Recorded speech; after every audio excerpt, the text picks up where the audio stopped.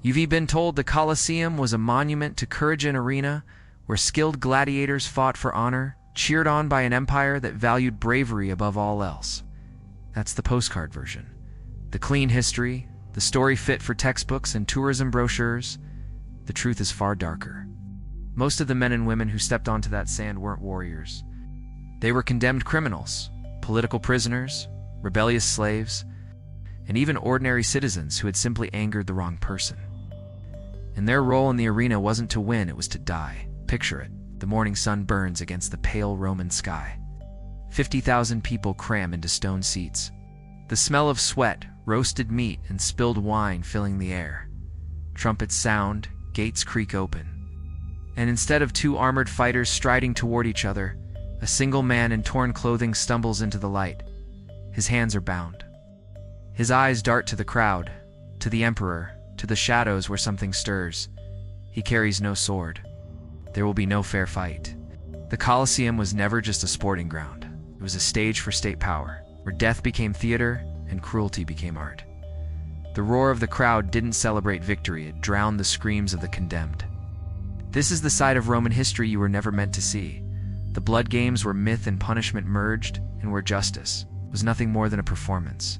The year is 80 AD. Rome calls itself Eternatus, the Eternal City. It is the beating heart of an empire that stretches from the windswept hills of Britannia to the sands of Egypt. From the forests of Germania to the shores of the Black Sea, more than 50 million people live under the Eagle standard. Bound together by Roman law, Roman roads, and Roman steel. But this vast empire does not rule by marble monuments alone, it rules by spectacle. The Emperor Titus has just completed one of the most ambitious construction projects in history, the Flavian Amphitheater. You know it as the Colosseum. Rising nearly 50 meters into the air, its oval walls are made of stone and concrete. Its interior ringed with tier upon tier of seating. 50,000 Romans can be seated, each in a place assigned according to their social rank, from the senatorial elite near the arena floor, to the poorest citizens in the high stone bleachers, to the foreign dignitaries invited to marvel at Roman grandeur. For Titus, the Colosseum is more than architecture. It is political theater. In the aftermath of the Great Fire of 64 AD, in the chaos under Emperor Nero, Rome needs unity. And nothing unites an empire, affirms the power of its ruler, like free games offered to the people. To celebrate its opening, Titus schedules 100 days of spectacles. Not a single day will pass without the sand being stained. The Roman worldview, punishment was never private. The Latin phrase, pona publica public penalty, meant that justice had to be seen to be believed. Pain was not simply retribution. It was an instrument of statecraft. Executions were staged in the Forum, in military camps, and, most impressively, in the great amphitheaters. These punishments served a dual purpose: to eliminate threats to the state and to remind the living of the consequences of defiance. The Colosseum's games were officially called munera, meaning duties or offerings. Originally, munera referred to gladiatorial combats staged as part of funeral rites offerings to honor the dead. But under the empire, the meaning shifted. Now, they were offerings to the people themselves, funded by the emperor or by ambitious politicians seeking favor. It was a transaction. The elite paid for the spectacle, the public offered loyalty in return. The victims of these spectacles came from a distinct legal category, the Noxi. The term encompassed criminals, rebels, runaway slaves, debtors, and prisoners of war. Once condemned, a Noxius lost all rights. The sentence could be labor in the mines, crucifixion, or execution in the arena. There was no appeal. No one expected mercy. Roman law, as recorded in the jurist Ulpian's writings, was explicit about the role of the Noxi. They were infames, those stripped of dignity, whose deaths could serve the common good. And the common good was often defined as whatever reinforced the empire's authority. Religion played its part as well. The Romans believed in the concept of pax deorum, the peace of the gods. Offenses against the gods, whether real or politically manufactured, had to be punished publicly to restore balance. When a Christian refused to offer incense to the emperor's image, it was not just disobedience, it was sacrilege. When a captured rebel leader defied Rome in chains, His execution was not just justice, it was a ritual of purification. The games blended this ideology with the psychology of the crowd.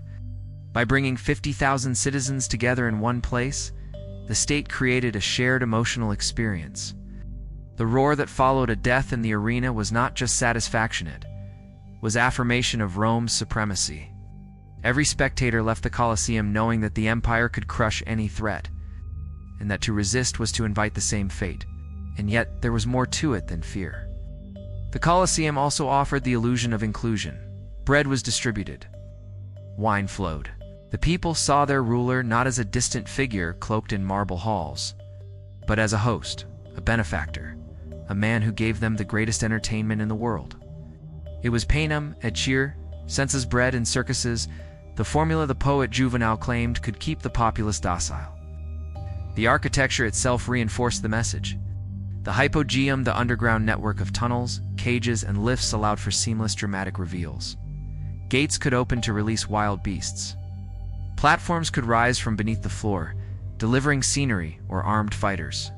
From a seat in the stands, the entire spectacle felt effortless, inevitable, ordained.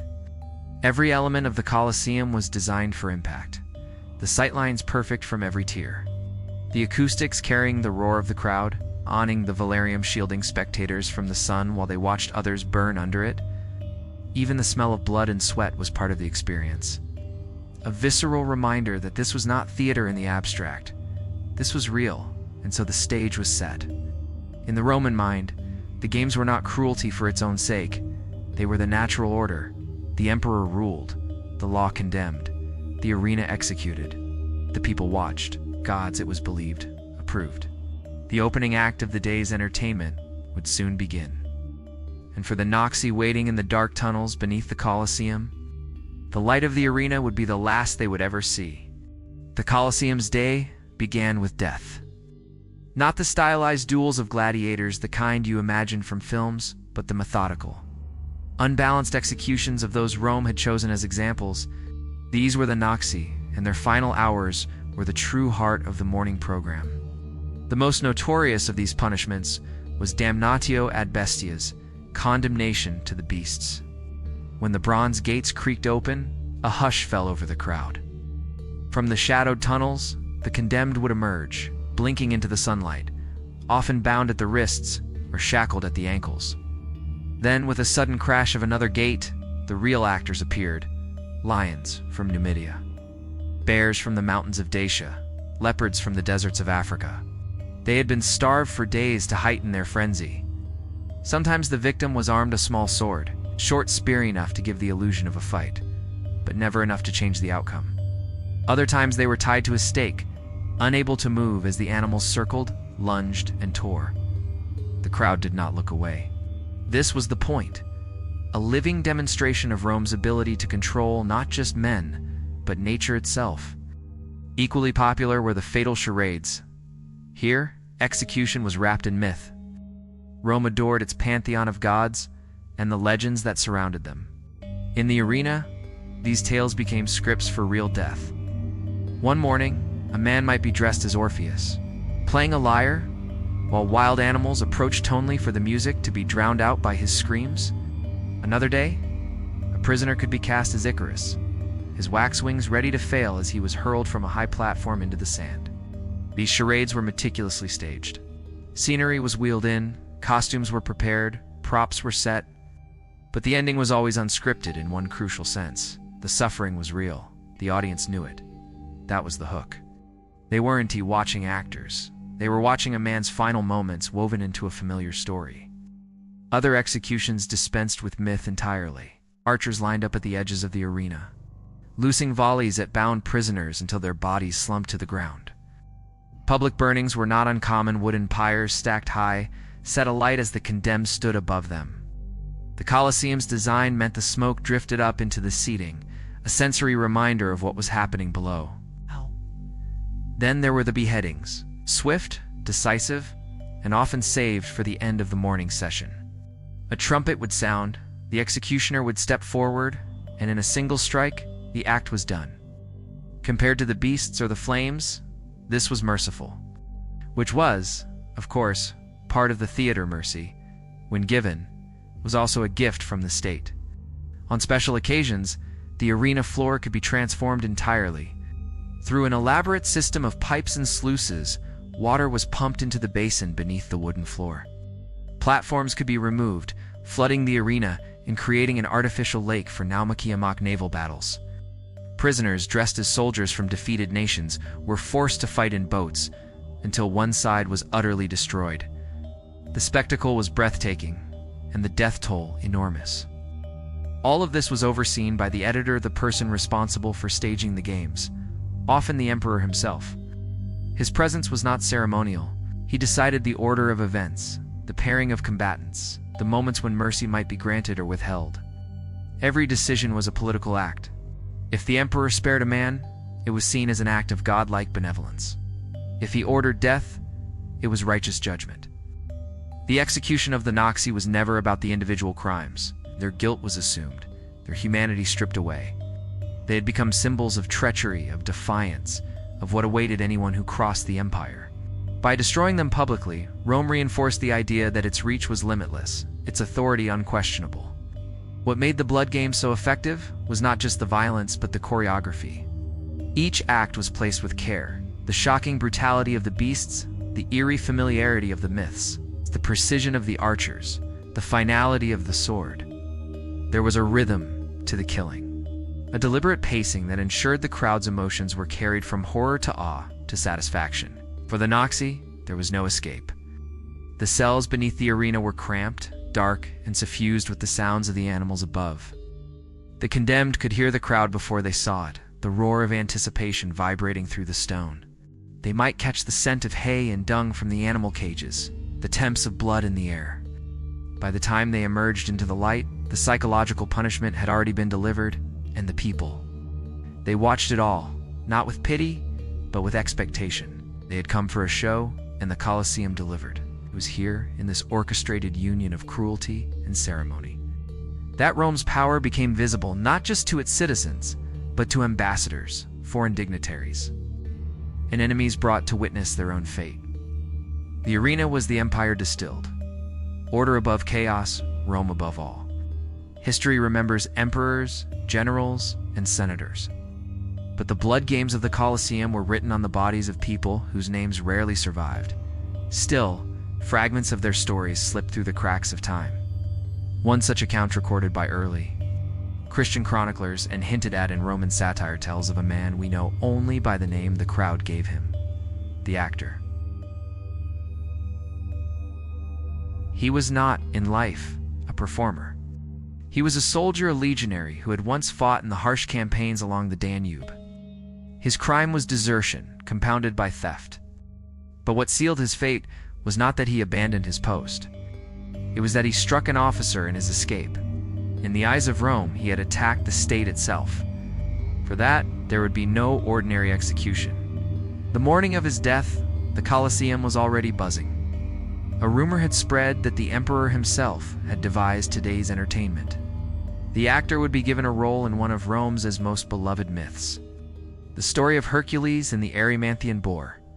The condemned was brought into the arena wearing a lion-skin cloak, a mockery of Hercules' own. His arms were chained, the manacles hidden beneath the fur. The crowd laughed at the sight of a criminal dressed as a hero. In the shadows of the hypogeum, handlers prodded a massive wild boar into the holding pen. This was no stage prop. It had been captured from the forests of Gaul, its tusks long and sharpened, its temper provoked with hunger and noise. When the gate opened, the boar charged. The actor tried to dodge, stumbling in the sand, the chains on his wrists clinking with every desperate move. The crowd erupted, some in cheers, others in jeers. Each time the beast swung its tusks, he fell harder. His lion-skin cloak tore, the fur trailing in the dust. In the myth, Hercules overcomes the beast and carries it home. Here, the script would have no such ending. At one point, the boar's tusk tore into his thigh. Blood streamed into the sand. The crowd's roar grew louder, and somewhere above, in the imperial box, the emperor gave a signal. From another gate, a second boar entered, smaller, faster, driven to frenzy by the scent of blood. The actor now faced two enemies, each circling, each lunging in turn. He fought as best he could, swinging the chains like a flail, but it was hopeless. The boars struck together, one goring his side, the other driving him to the ground.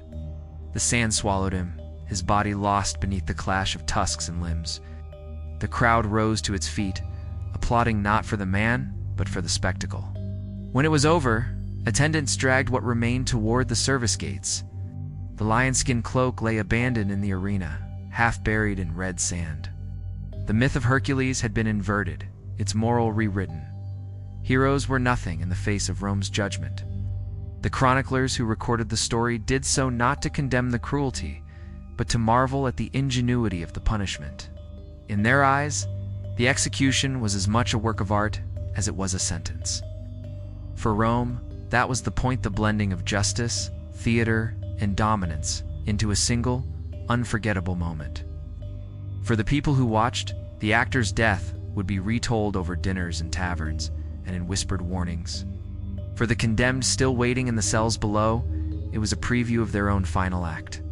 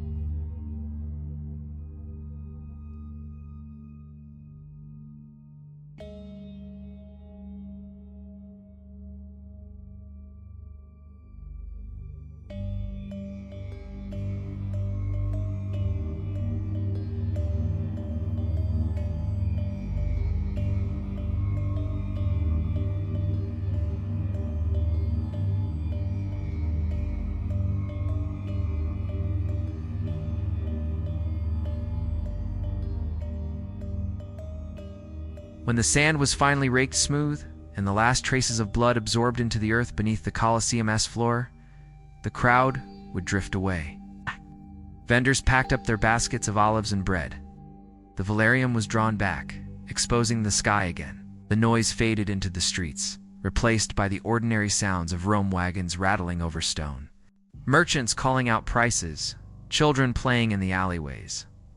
But for those who had been in the stands, something lingered. They had seen the condemned meet their fate, seen beasts unleashed, seen the human body reduced to its most fragile state. They had felt the tension of the crowd as a man fought for his life, the release when the inevitable came, and whether they admitted it or not. They carried that feeling home, a mixture of awe, relief, and a faint, unspoken fear. That was the genius of the blood games. They did not end when the spectacle was over. They lived on in memory, in conversation, in the way a man hesitated before speaking ill of the emperor, in the way a slave thought twice before running. The arena had no walls when it came to its true reach. Its influence bled into every corner of Roman life. To the average Roman, the games were a gift. Tickets cost nothing. The seats offered shade, and the spectacle promised a break from the grind of daily existence. But that gift came with an unspoken price: acceptance. By sitting in the stands, by clapping when the editor signaled mercy or death, the people became part of the machinery that kept the executions turning. They affirmed the system, even as it devoured the powerless. And yet, for all its brutality, the Colosseum was also a mirror, It reflected the empire's values back at itself: discipline, order, domination, and the belief that public pain could serve a public good. The Romans saw themselves as civilizers, bringers of law to the wild corners of the world. But the blood in the sand told another story, a story of how isolated civilization can cloak cruelty and ceremony. This raises a question that history never quite answers. Were the blood games inevitable? Could an empire built on conquest and control have maintained its power without such spectacles? Or were they the logical endpoint of a society that believed in strength above all else? We like to think we are far removed from such scenes. We tell ourselves that modern justice is cleaner, more humane, that public executions are relics of a barbaric past. But the instinct to turn punishment into performance has not vanished. We see it in televised trials, in viral footage of arrests, in the way certain crimes are turned into national theater. The arena has changed shape, but the appetite for spectacle remains. Perhaps that is why the Colosseum still draws millions of visitors each year. They come for the architecture, the history, the photo beneath the ancient arches, but also for the ghost of the roar. The echo of a crowd watching life and death unfold below. They stand in the same seats where senators once judged, where peasants once cheered, where foreign envoys once swallowed their fear. Maybe in the quiet moments they feel a shiver, not from the ruins themselves, but from the realization that the distance between then and now is not as great as it seems. So the sand settles, the sun dips low over Rome, and the great amphitheater stands silent. But the questions remain. Was justice ever the point? Was it always about control? About showing the empire's strength in the most undeniable way possible?